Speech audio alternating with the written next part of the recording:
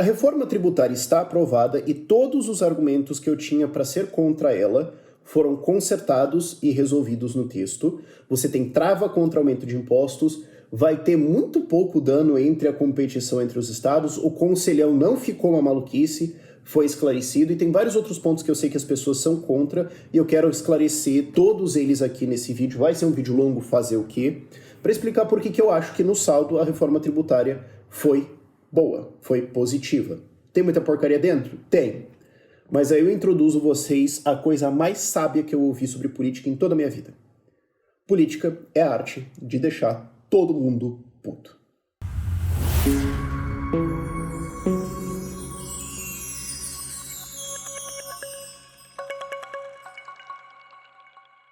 E assim, eu tive que dar uma olhada pra dentro da minha alma sobre fazer esse vídeo aqui, porque assim, fazer esse vídeo é um erro. Completamente, ok? Isso aqui é uma decisão da minha parte absolutamente estúpida. Por quê? Porque a maior parte das pessoas que é contra, se não é quase totalidade delas, tá contra por motivos que já estão consertados ou explicados ou estão simplesmente errados, só que elas não ligam, elas só vão atacar e tudo mais. Então o fato de que eu tô me posicionando a favor da reforma vai puxar a ira dessas pessoas sem elas verem nada disso aqui. Então vai ser assim, não vi, não gostei, tá errado, vou atacar comunista. Esse vai ser o saldo, provavelmente, especialmente pelo fato de que o vídeo é longo e técnico. Então, isso é uma coisa complicada e o debate inteiro foi envenenado por conveniências políticas e gente mau caráter, simplesmente. Teve muitos erros honestos que foram cometidos, inclusive eu cometi um, eu tive que tirar o meu vídeo anterior sobre a reforma tributária em que eu estava falando contra, porque eu estava errado. Eu entendi coisa do texto errado e falei errado e fiz um vídeo errado e tive que tirar.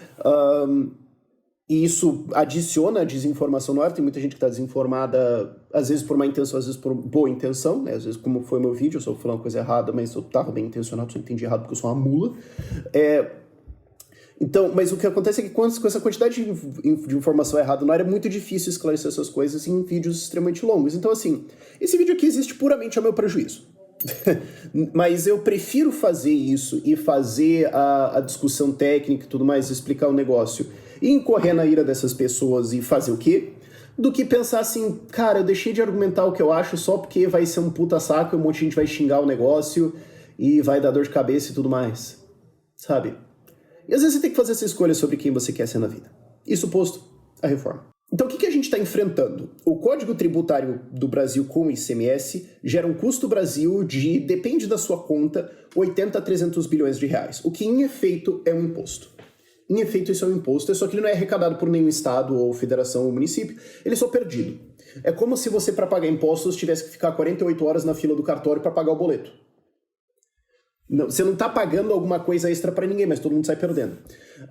A conta é muito difícil porque a gente não sabe o tamanho do custo Brasil realmente de tão complicado que ele é, mas em efeito ele é um imposto. Então se você zera ele, você em efeito está cortando isso em impostos. Então esse é o saldo positivo, né, que a gente tem. E depois tem uma outra coisa também, que é um ponto mais complicado, que aí é legal de tipo, o que acontece quando um libertário entra no sistema e começa a entender como é que as coisas funcionam e vê danos que a gente antes não via na teoria, que é a coisa sobre as alíquotas específicas. Mas isso nós vamos ver lá na frente. Agora, pontos de objeção em o que eu acho que são a ordem de importância aqui. Primeiro, a reforma foi feita a toque de caixa. Sim e não. Ok? Eu estava acompanhando a reforma de Conceição do Ibitipoca, Lima Duarte, Minas Gerais. Se você abrir isso no Google Maps, você vai ver que é o literal meio do nada. Era tão meio do nada que a internet é por Starlink, e eu fui lá para participar de um evento, para fazer uma palestra lá, o Peter do Ancapsu foi. Cara, é tão meio do nada que o Peter foi de helicóptero. Esse é o tão meio do nada. Depois a gente... Foi um rolê, aliás, crossover mais aleatório da história. Eu e o Peter no helicóptero voltando pro Rio de Janeiro, pra dar carona pra voltar ele lá, pra depois eu vim com o pessoal aqui pra Juiz de Fora, que é onde eu tô agora, por isso que o setting de gravação tá um pouco diferente. E eu só tava pensando, cara, se esse helicóptero cair, velho, o movimento libertário volta, tipo, 10 anos. Assim. Mas a gente tava no meio do mais absoluto nada, e eu tava sabendo o que era o texto. E eu tava sabendo qual era a versão que ia sair minutos antes da votação. Porque o que aconteceu foi que, basicamente 10, 20 minutos antes de ser votado, saiu o texto final do que ia ser votado. E muitas pessoas olharam pra isso corretamente e falaram, cara, what the fuck? porcaria é essa? Mas o que acontece é que você teve várias versões de texto saindo ao longo das últimas 2 semanas, na prática, e as últimas 2 ou 3 versões, é difícil até de manter a conta, eram correções de acordos que iam sendo feitos previamente. Então, assim, teve um problema lá de mas vai ter cashback por raça ou gênero, o que é isso? E aí teve o compromisso no plenário, não, vai cair, no próximo texto vai sair, compromisso público com a liderança não estará no próximo texto, beleza? Beleza. Então quem estava lá sabia. Tinha os problemas do conselhão, não, o acordo é que vai ser mais ou menos isso aqui, o texto vai sair resolvendo. Não, tá bom, então eu sei que a próxima versão é só ir lá no artigo tal, dar o Ctrl F, procurar aqui, ver se saiu o que eles falaram e beleza. Então assim, dezenas de páginas e tudo mais. Sim, mas as versões finais eram mudanças aqui e ali, que era só abrir e procurar, e quem estava acompanhando sabia. Eu estava no meio do nada, eu estava conversando no WhatsApp com 3, 5 pessoas e eu estava sabendo. Não, mas como é que vai ser as travas do texto? São essas. Então tá travado imposto, tá travado... Não vai ter aumento depois, não vai ter aumento depois. Todo mundo entendeu? Tá bom, não vai ter aumento depois. Tá bom. Eu sabia.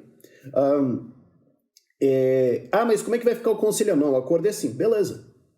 Então a gente já sabia como é que ia sair o texto final ali. Então, eu não admito, como honesto, um deputado estando em Brasília, com metade da torcida do Flamengo de assessores, falar assim, nós fomos surpreendidos pelo texto de última hora. Não, cara. Se eu que estava no meio do nada sabia, você tem que saber também. Eu tenho, 16 trabalhos diferentes, e eu tava sabendo. Você tem um trabalho. Sabe? Mas um argumento legal para as câmeras, você falar, porque o texto só saiu agora, olha só, não dá para ler e tudo mais. Cara, desculpa, não é honesto, não é sincero. Agora, uma coisa interessante mas por que a votação tinha que ser na quinta-feira? Por quê? Não dava para dar mais uma semana, esperar um pouquinho e tudo mais? Não, gente, o que eu vou falar para vocês agora é uma das verdades mais curiosas de Brasil, que se eu fosse fazer top 10 what the fucks de Brasil, isso estaria no top 10. A votação da reforma tributária foi feita a toque de caixa, com pressa, e tinha que ser feita ontem, com quebra de interstício, entrando na madrugada para votar em 2 turnos imediatamente, porque o Arthur Lira queria ver um show do Wesley Safadão. Eu sei, você deve estar pensando, não. Sim. O Lira vai para um cruzeiro que tem vários artistas e tudo mais, e para isso ele tinha que votar o negócio hoje para pegar o avião e tudo mais, ele realmente queria ver o show, então por isso que precisava votar hoje. Então a reforma foi feita a toque de caixa por causa de um show. Como é que tem gente que não é ANCAP, cara? Eu queria entender. Segundo, vai ter aumento de impostos? Não, tá travado no texto. Isso é uma coisa que eu tava completamente contra, tava falando, gente, se não tiver uma trava explícita no texto de que não pode ter aumento de imposto, não tem como.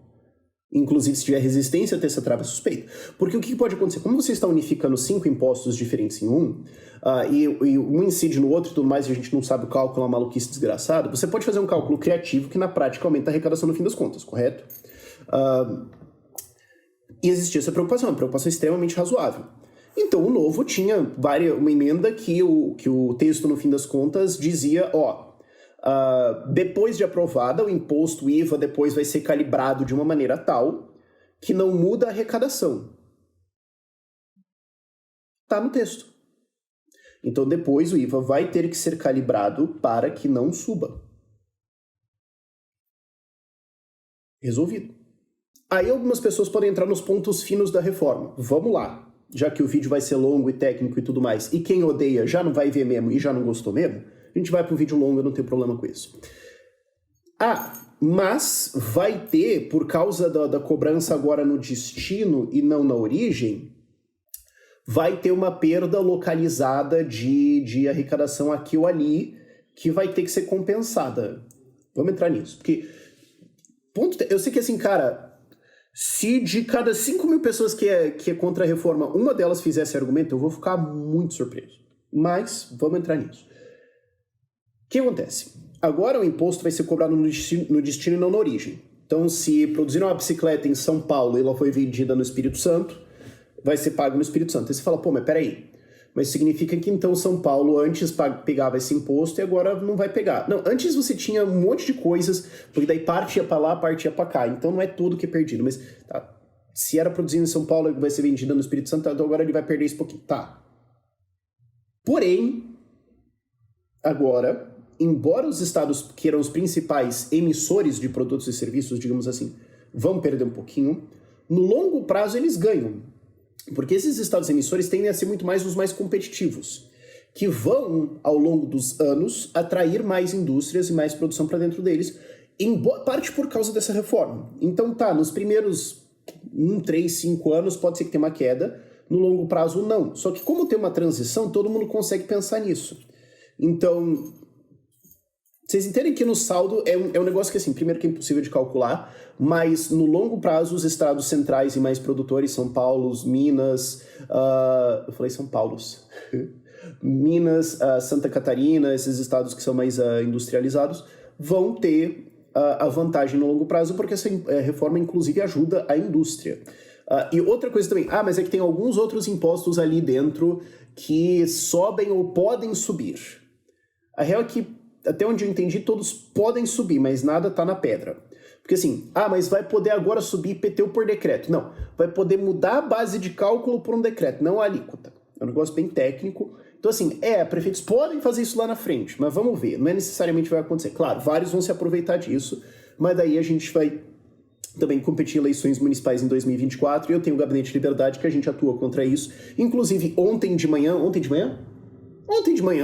a gente estava recebendo uma denúncia lá que eu vou provavelmente processar uma cidade para algumas dezenas de milhões de reais. Então a gente é bem ativista nisso, a gente consegue atuar, não para impedir isso completamente, óbvio, eu não acho que eu sou super-homem, mas a gente consegue atuar nisso aí. Outra coisa assim, mas ITCMD agora vai ter progressividade. Cara, é um texto lá colocado que agora o ITCMD tem um princípio de progressividade e tudo mais. Vários estados não tem, ninguém vai ser obrigado a ter, e vários estados podem só falar, não vou fazer. Diz aqui que pode ter, mas... Teoricamente, na Constituição, existe a previsão do imposto em grandes fortunas. Não foi regulamentado.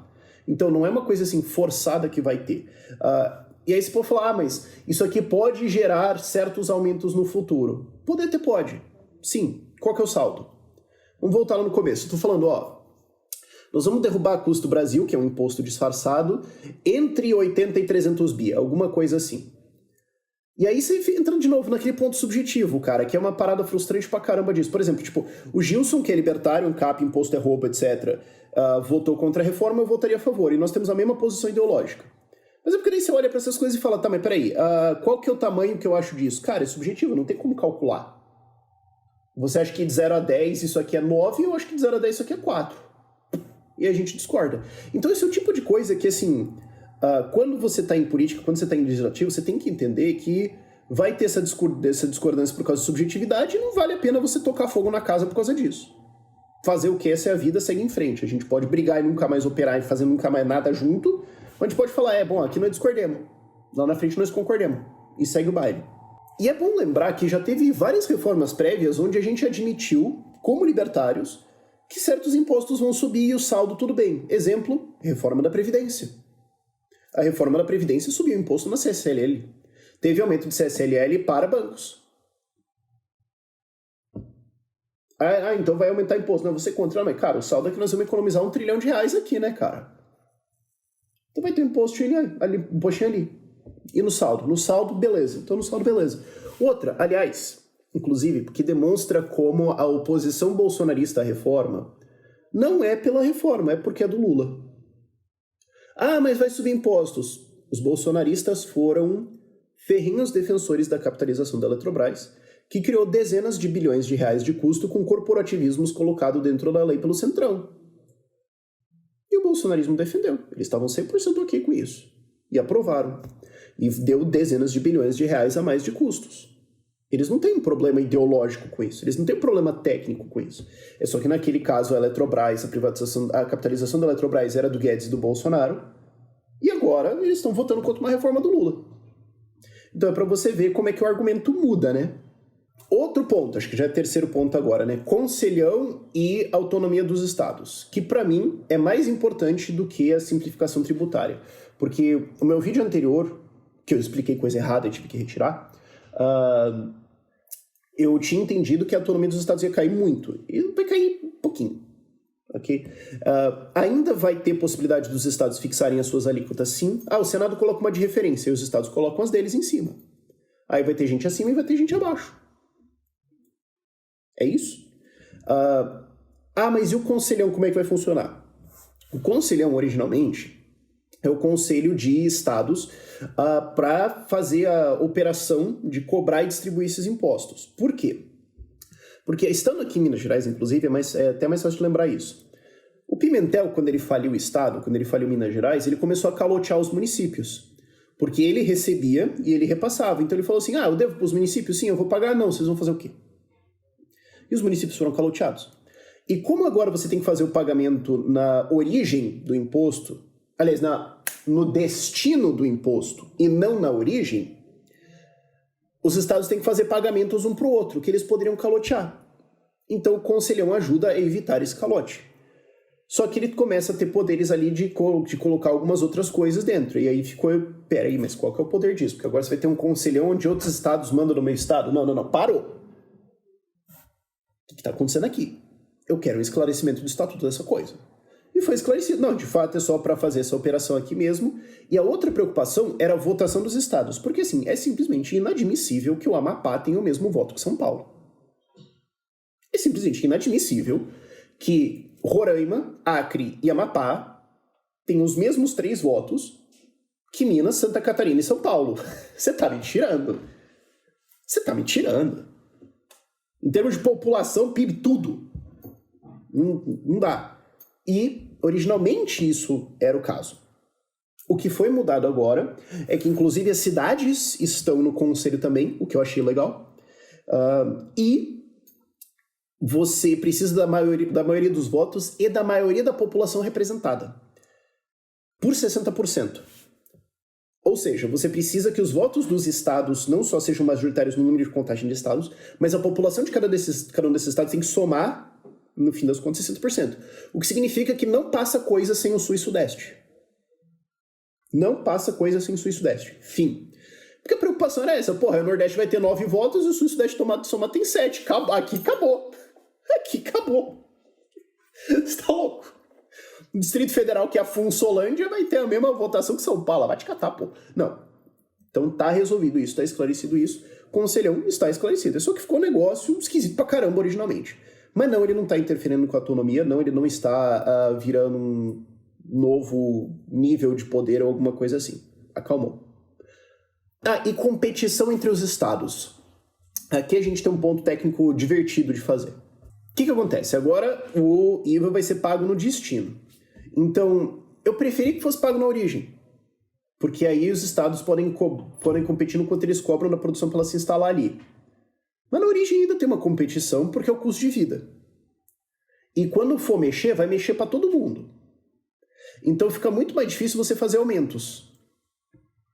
Tem isso. Então estados vão competir nesse de destino, que ainda tem essa competição. Municípios ainda competem, tá tudo bem. Mas perde a possibilidade de isenções específicas setoriais ou para CNPJs. Porque o que acontece no sistema atual? Governador, prefeito, etc., dá isenção disso, daquilo, para essa empresa se situar aqui, para esse setor aqui fazer alguma coisa aqui. E, em teoria, qualquer libertário deveria ser a favor disso. Imposto é roubo, quanto menos, melhor, fim, acabou. O problema é que tem um outro lado. Que quando você entra na máquina, quando você começa a trabalhar com, de fato, prejudicar o Estado por dentro e ver como é que ele funciona, você percebe que isso aí gera 2 problemas. Um, que é muito comum de ser criticado, e um que eu acho que eu nunca vi a crítica sendo feita, eu acho que aqui eu estou inovando. Que é o seguinte, e é raro os pontos onde eu acho que eu descubro alguma coisa, e eu acho que esses pontos são legais porque, assim, ao longo dos últimos anos eu saí de ser o libertário teoricão enchendo o saco na internet pro libertário que vai entrar na parada e tentar mudar o negócio por dentro mesmo. E daí a gente aprende um monte de coisa sobre como é mudar o negócio por dentro mesmo, e eu acho que eu fiz um trabalho abissalmente terrível, horroroso, criminoso, lixo, de apanhar aleatoriamente na rua, de explicar quais são essas coisas que a gente aprendeu, e eu preciso melhorar muito nisso. Qual é o primeiro ponto? Essas isenções viram propina. E aí você pode fazer o argumento Man Economy and State de Não, mas é defesa, dane-se. E eu super entendo esse argumento. Mas o ponto é que isso vai fortalecer grupos políticos. Governadores, prefeitos, etc., podem vender isenções setoriais ou para CNPJs específicos, na prática, para cobrar propina e para ter ganhos políticos em cima disso, para intimidar rivais, para fazer várias coisas assim. Isso acontece. Então você tem que levar isso no saldo. E uma outra coisa também é que isso causa... Eu nunca vi alguém fazendo esse ponto aqui, eu acho que eu estou inovando. Isso causa, não inteiramente, mas eu acho que em boa parte, se não a maioria, do empresariado mendigo do Brasil. Porque o empresariado do Brasil, se você for ver, eles não são liberais. Eles são corporativistas reféns da política. Então, eles não doam para causas liberais. Eles não entram nessas coisas, eles nem estudam, não sabem o que é isso. Eles estão ali com o pires na frente do governador, do prefeito, tentando conseguir algum benefíciozinho. E vão ter mais sucesso os empresários que melhor fizerem isso. Então isso cria, essas isenções setoriais criam um mercado de se ajoelhar na frente de político. Os empresários que não se ajoelharem para pedirem essas isenções ali, vão ter desvantagens. E eles não vão competir, porque os empresários que se ajoelharem vão ter impostos menores. Então serão mais bem-sucedidos na economia os empresários que se ajoelham na frente dos políticos e falam, por favorzinho, deixa eu pagar um pouquinho menos, eu pago a propininha aqui, eu não te critico, eu dou pra tua campanha, eu dou pra tuas causas, eu dou uns empregos aqui pra tua família e tal, e a gente passa pano pra você e tá bom. O que cria uma subserviência do empresariado à política brasileira, que já existe naturalmente por várias outras coisas de Estado, mas isso fortalece essa relação. Então, quando você coloca isso na balança e corrupção na balança contra as isenções setoriais, você começa a entender que ela pende para o outro lado? O que é maior? Um custo financeiro aqui ou a sua independência de existência? Espero que isso tenha sido uma reflexão nova para você. Se você só aprendeu isso desse vídeo, eu já estou feliz. Próximo ponto. O Brasil vai ter um dos IVAs, se não o maior IVA do mundo. Possivelmente, sim. Só que isso aí, o que ele faz? Ele escancara o que é Brasil. Porque o problema hoje é que a gente não sabe quanto a gente paga de imposto. Se você for, inclusive, nas camadas mais pobres e simples da população, eles acham que eles não pagam. Porque como eles não pagam imposto de renda, eles não pagam nada. Só que existem os impostos de consumo. Só que as pessoas não sabem quanto que é. Porque você tem imposto dentro de imposto, você tem esse incídio ali, a gente não sabe.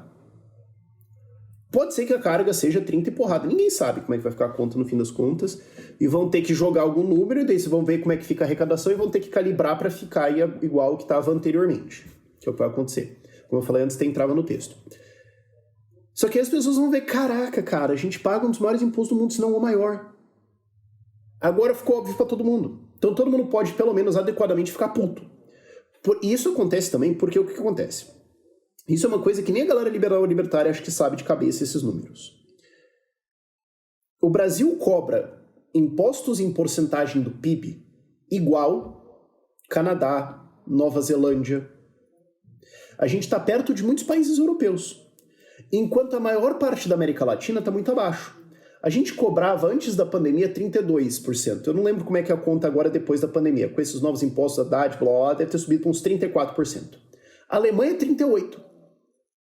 Então, embora o imposto de renda alemão, o imposto de renda nos países europeus seja muito mais alto, isso dá a ilusão de que eles estão lá muito mais perto de 40% do PIB, mas não, os impostos de consumo são baixos. Então eles fecham em 35% do PIB, mais ou menos 5%. Claro, os nórdicos estão lá em 40% e blá, mas esquece. A Alemanha cobra 38%, Canadá cobra menos que a gente, Reino Unido cobra menos que a gente, em proporção do PIB. A diferença é que o Brasil tem um imposto de renda mais baixo e taca a porrada no consumo, enquanto os outros fazem o contrário. Por que isso acontece?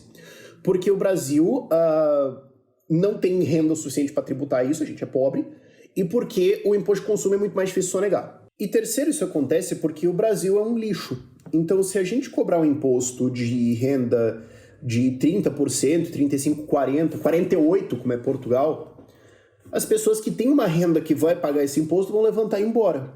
Porque hoje as pessoas de mais alta renda conseguem efetivamente abaixar o seu imposto de renda para às vezes 15%, alguma coisa assim, com deduções, com usar empresas e tudo mais. E na prática evitam isso e fazem com que o Brasil seja mais competitivo para elas. Se você carcasse nelas, elas iam levantar tudo e ir embora e o país ia falir. Lamento? Não. Inclusive trabalho com isso, a SET, que é a empresa parceira aqui do Ideias Radicais, é para ajudar você a justamente sair do Brasil e legalmente pagar menos impostos. Mas o ponto é que o Brasil tem que fazer esse imposto em consumo muito mais alto, mais baixo na renda, porque a gente é pobre e porque a gente não é nem um pouco competitivo. E o IVA fechar nesse valor alto vai escancarar isso. Porque tem muita gente que acha que não paga, ou que paga abaixo, ou que o ICMS é 18, o ICMS é 21, então eu pago 21. Não, você vai pagar 30 porrada, agora você tá entendendo? E aí as pessoas vão perceber que, assim, a gente tá pagando 30 e porrada por cento do PIB, enquanto a América Latina paga 20. As Colômbia, Uruguai, Paraguai, Chile da vida é tudo 20. O Brasil tá uns sólidos 10% do PIB a mais de imposto do que o relativo da América Latina toda. A gente cobra imposto que nem país desenvolvido para entregar o bostil. E agora isso vai ficar muito mais escancarado. Então sim, vai ser uma das maiores alíquotas por causa dessa distribuição tributária de como o Brasil funciona, e aí pelo menos a galera fica adequadamente puta da cara. E o imposto sobre serviços vai subir? Vai. Porque hoje serviços pagam muito menos do que indústria. Então o que você vai fazer é equilibrar no meio. Por isso que a indústria está quieta. Você viu a indústria chilicana ao longo dessa reforma? Estão quietos. Por que vai acontecer?